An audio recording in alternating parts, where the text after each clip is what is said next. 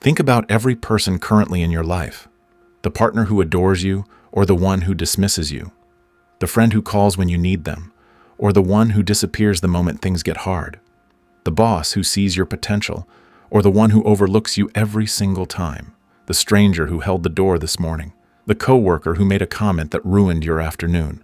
Now imagine, just for a moment, that not a single one of those people arrived by accident, that every person standing in your reality right now was drawn there by something you did, not something you said, not something you posted, something you assumed, something you felt, something operating so deep inside your consciousness that you've never once questioned whether it was yours or whether it was simply the truth about how people are. Neville Goddard would tell you it was yours. Every bit of it. He taught something that most people resist the moment they hear it, because it places a weight of creative responsibility on their shoulders that no amount of positive thinking prepared them for. He said every person you encounter is you pushed out, not metaphorically, not poetically, mechanically. The people who show up in your life, and the way they treat you when they get there, are reflections of assumptions you hold in consciousness. Change the assumption, and the reflection has no choice but to change with it. Keep the assumption and you can switch cities, careers, friend groups, and romantic partners, and the same people will keep appearing wearing different faces.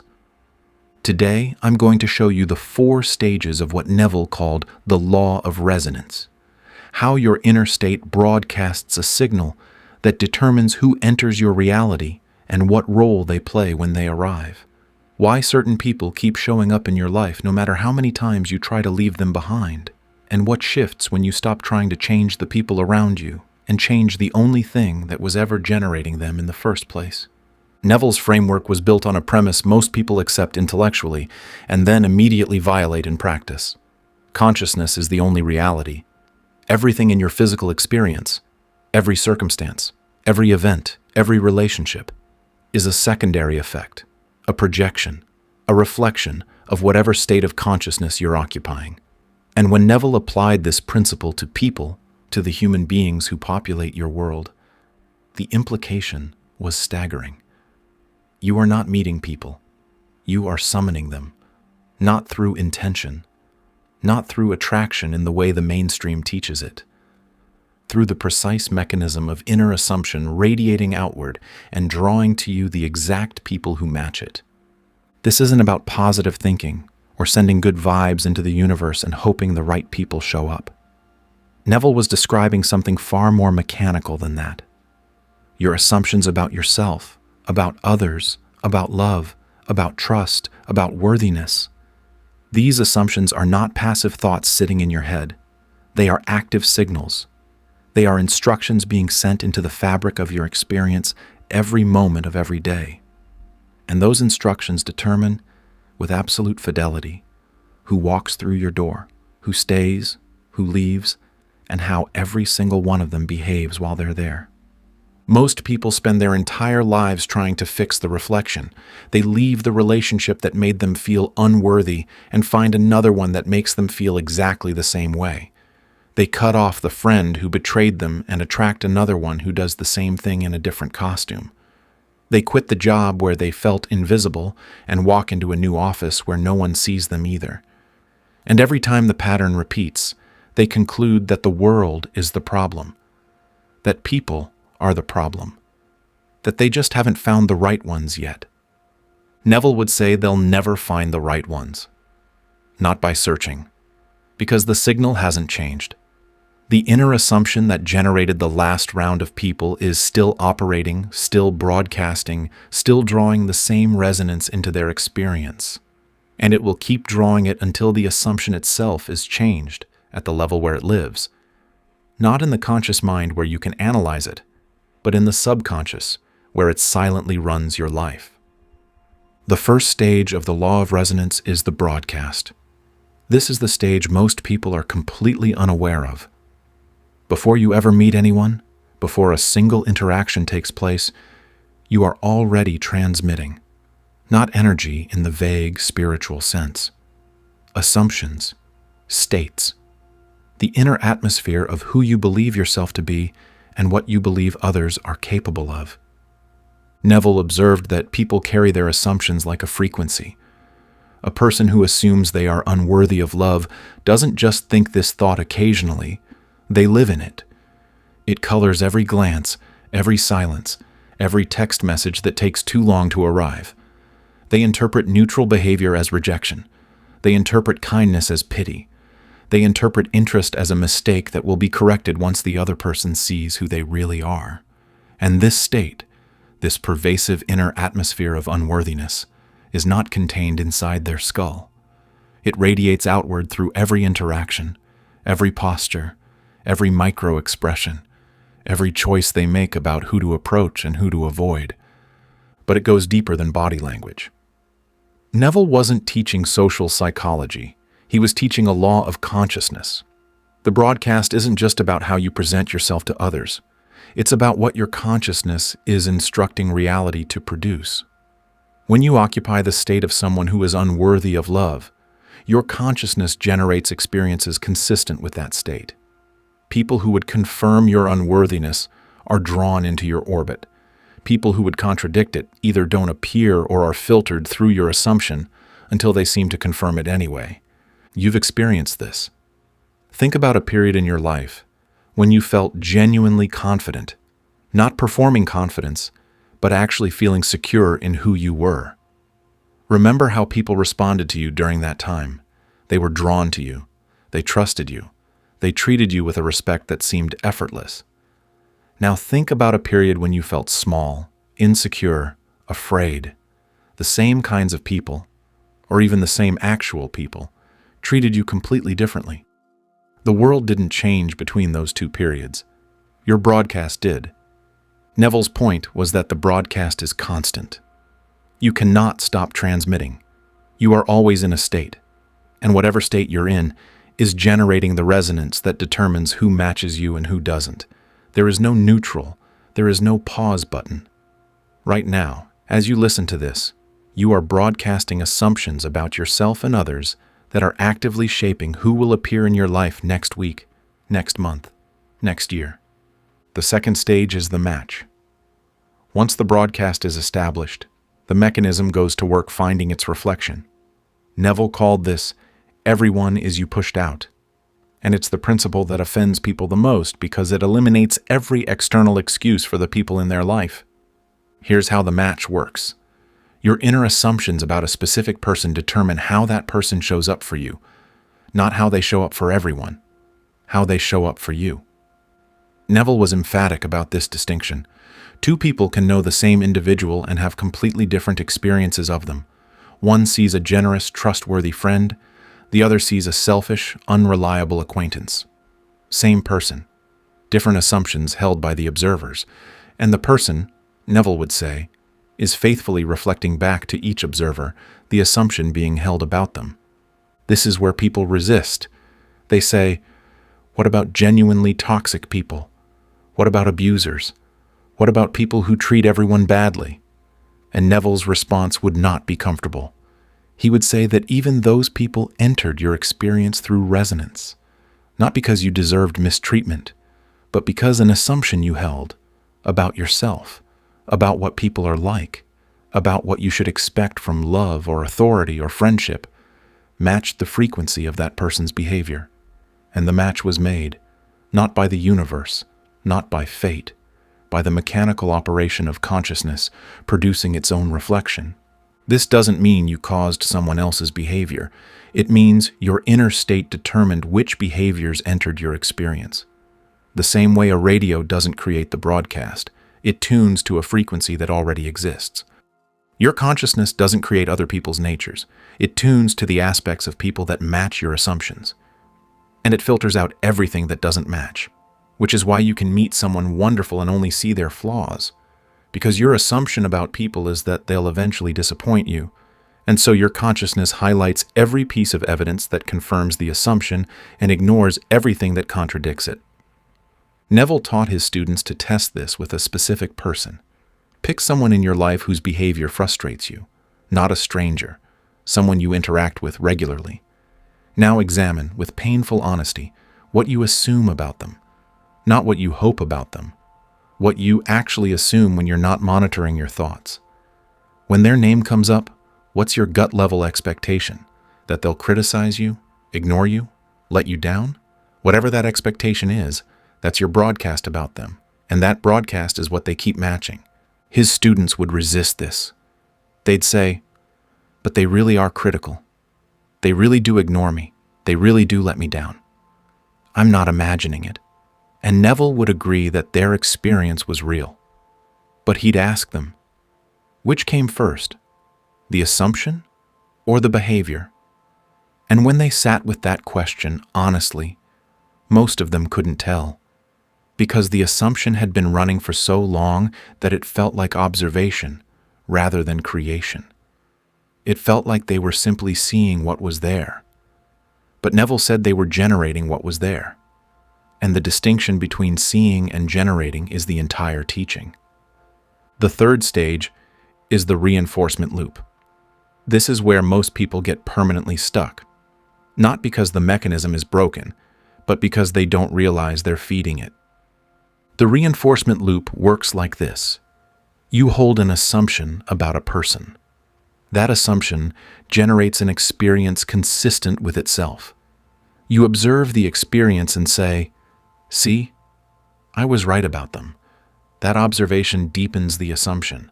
The deeper assumption generates an even more convincing experience. And the cycle continues, tightening with every revolution, until the assumption feels like an objective, unquestionable fact about the other person rather than what it actually is. A projection of your own consciousness being mirrored back to you so faithfully that you'd bet your life it's real. Every argument you've replayed in your head strengthened the loop. Every time you told a friend the story of how someone wronged you, you deepened the impression. Every inner conversation where you rehearsed what you should have said, what they'll probably say next time, what they always do. Every one of those imaginal acts was a fresh planting of the same seed, and the harvest kept arriving, punctual and precise, confirming what you already assumed. Neville used an analogy that makes this painfully clear.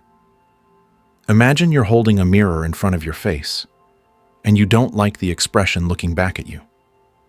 So you reach out and try to change the reflection's expression. You push at the mirror's surface. You argue with the reflection. You demand its smile.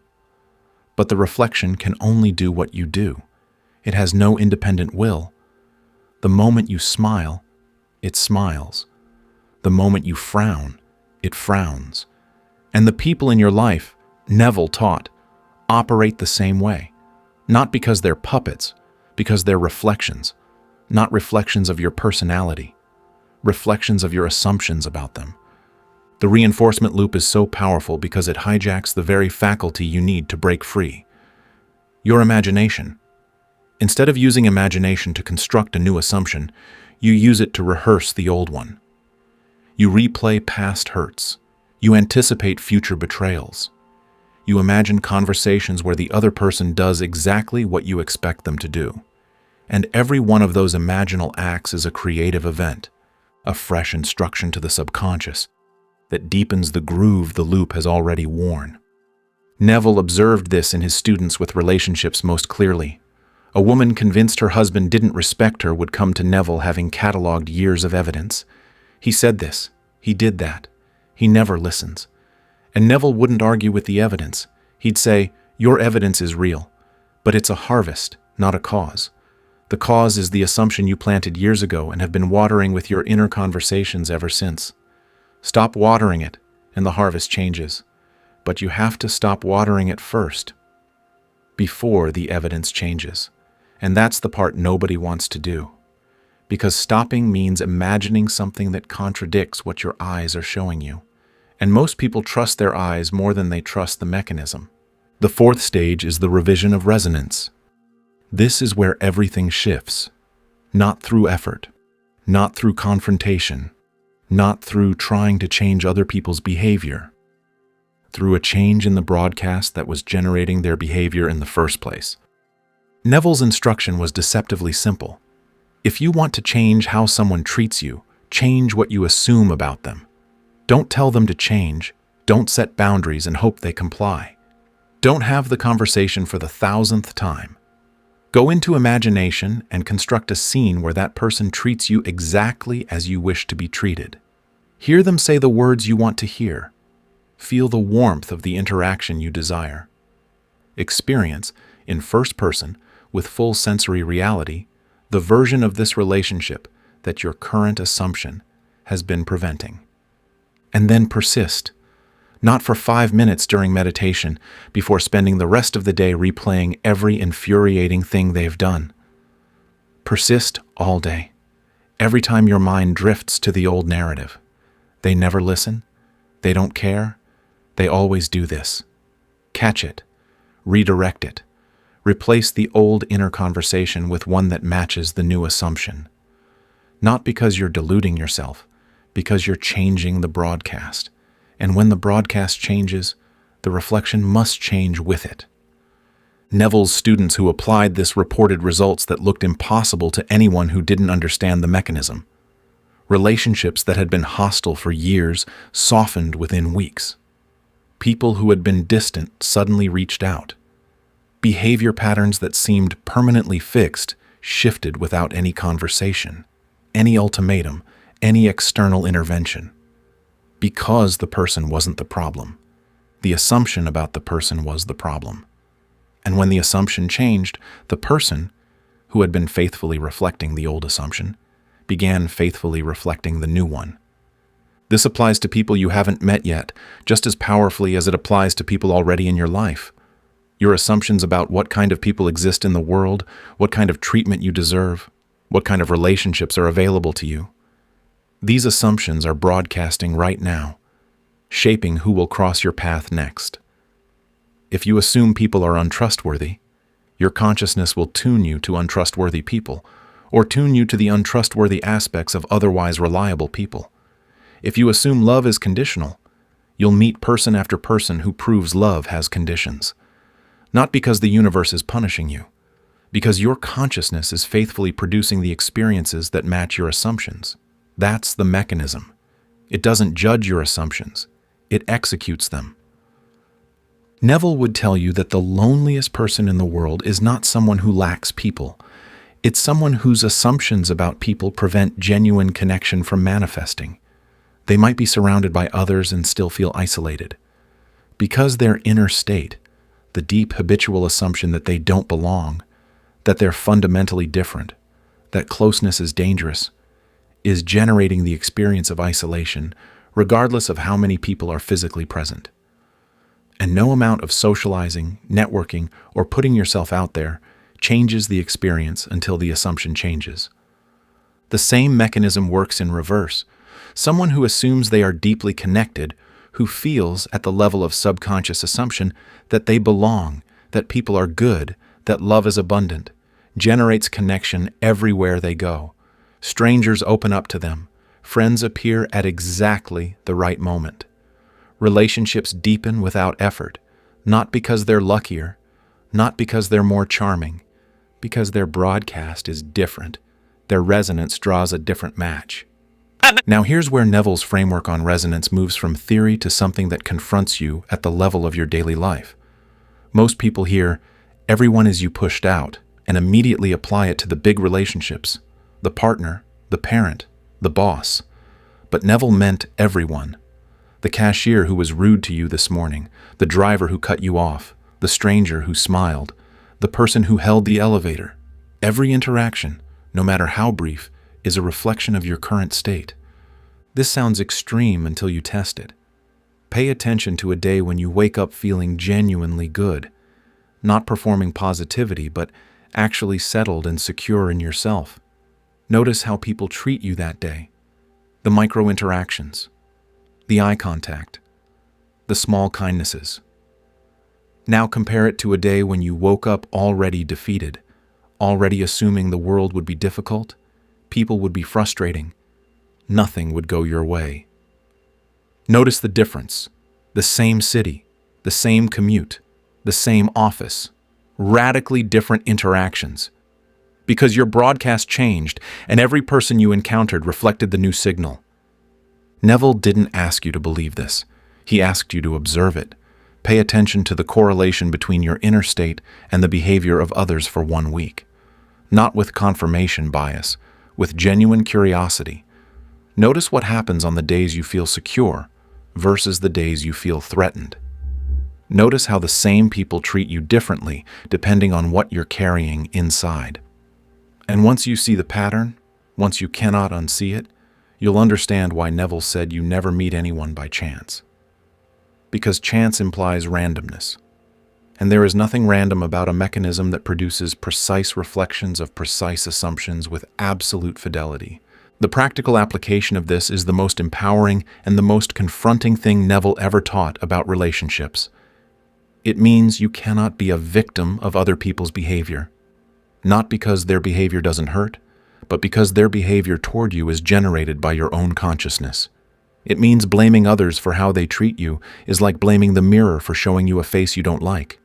It means every person who has ever wounded you was reflecting an assumption you were carrying. And it means, here's the empowering part, that you have the power to change every single relationship in your life without changing a single other person. You change yourself. Specifically, you change what you assume about yourself and about others. You construct, in imagination, in the drowsy state before sleep, with full sensory vividness, the scenes that imply the relationships you desire already exist. You hear the words of love, respect, and recognition from the specific people you want to hear them from. You feel, not hope for, not wish for, feel the reality of being treated exactly as you wish to be treated. And you persist in that feeling against every piece of contradictory evidence the current reflection throws at you. The evidence will contradict you, sometimes violently.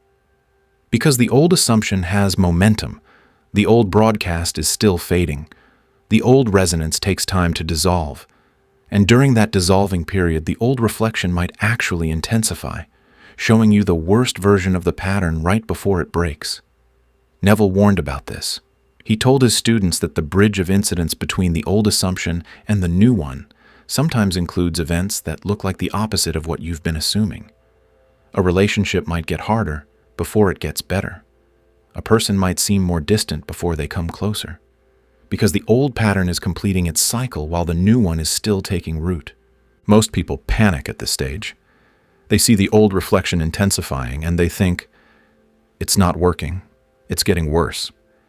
And they abandon the new assumption and return to the old one, which of course restarts the old cycle. And they conclude that the mechanism doesn't work, but the mechanism was working perfectly. They just didn't persist long enough for the new broadcast to override the old one. Neville was relentless about persistence. An assumption, though false if persisted in, will harden into fact. Applied to people, this means an assumption about a person, though it contradicts everything they've shown you so far if persisted in, if held in imagination with feeling, maintained against evidence, protected from the corrosive power of old inner conversations, will eventually produce the reflection that matches it. The person will change, not because you forced them, because the broadcast they were reflecting changed, and reflections have no choice. Here's what becomes clear when you truly absorb the law of resonance as Neville taught it. You've never been at the mercy of other people, not once, not for a single moment. Every interaction you've ever had, every kindness, every cruelty, every love, every betrayal, was a reflection of something you were carrying inside. This isn't blame. Neville never used this as blame. It's recognition. Recognition that the creative power was always yours, that you were always the one setting the dial, that the people who walked through your life, every last one of them, were responding to a signal you were broadcasting whether you knew it or not. And if the signal was unconscious, if it was an assumption you absorbed in childhood, a belief about yourself that someone else planted, a conclusion about people that one bad experience cemented into your subconscious, then you've been living in a resonance you never chose. You've been drawing people who match a broadcast you never intentionally created, and you've been blaming them for doing exactly what reflections do. But now you know. You know that the mechanism is real. You know that the broadcast is yours to change. You know that the drowsy state before sleep is the window where new assumptions sink deepest. You know that an imaginal scene of a relationship as you wish it to be, experienced from within, saturated with the quiet feeling of it already being your normal reality, is the most powerful act of creation you can perform for the people in your life. Not because it changes them, because it changes what you're projecting, and what you project is all they've ever been reflecting. Neville's framework doesn't promise you that every person currently in your life will stay. Some reflections are so tightly bonded to the old assumption that when the assumption changes, the person leaves. They have to, because they no longer match. And in their place, new people arrive who do match. Not by coincidence, by resonance, by the same mechanical precision that drew the old ones in. The mechanism doesn't take breaks. It doesn't play favorites. It produces the reflection of whatever you're broadcasting with absolute, indifferent, mechanical accuracy. You've been doing this your entire life. Drawing people in, pushing people away, generating the behaviors you expected, confirming the assumptions you held, creating every friendship, every love, every conflict, every moment of connection, and every moment of isolation, all through a broadcast you never knew you were running. Starting tonight, you can run a different one, not a louder one, not a more desperate one, a different one. A settled, certain, quiet broadcast of someone who assumes the best in others because they've already experienced it in imagination. Someone who expects love because they've already felt it in the scene they loop as they fall asleep. Someone whose resonance draws kindness, respect, depth, and connection. Not because they earned it through effort, but because they assumed it so completely that their consciousness had no choice but to produce it. Every person you meet from this point forward will reflect what you've chosen to carry inside, not by chance, not by luck, by law. The same law that has been operating since before you were born and will operate long after the details of your life have faded. Consciousness produces its reflection, always, without exception. And the people in your life are the most vivid, undeniable, unavoidable reflection you will ever face. Neville's challenge was never to understand this intellectually. It was to live it, to assume differently about a specific person tonight, in the drowsy state, in first person, with the feeling of it already being true, and then to watch. Not desperately, not checking for evidence every hour. With the calm attention of someone who already knows what they planted and is simply waiting for the harvest to appear in its own time through its own bridge of incidents in ways they never could have predicted. Every night you fall asleep assuming the best about the people in your life, you erode the old resonance that drew the worst. It compounds. The new broadcast strengthens. The old reflections weaken. And one morning, sooner than you expect, you'll look around and realize the people in your life are different, not because they changed, because you did. And their reflection followed yours, the way it always has, the way it always will, because you never meet anyone by chance. You meet them by resonance, and resonance is yours to set.